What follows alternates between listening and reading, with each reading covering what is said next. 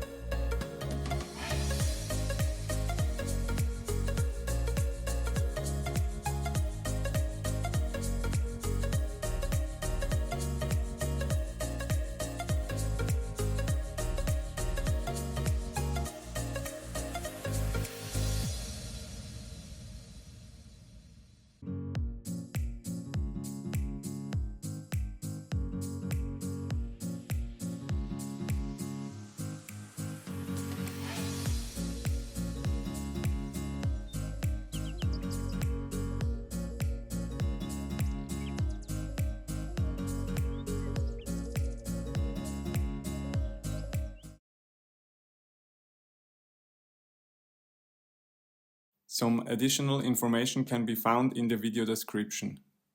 Please watch my many other tutorials on this YouTube channel if you want to know more about how to modify a tiny whoop or how to learn FPV flying and racing.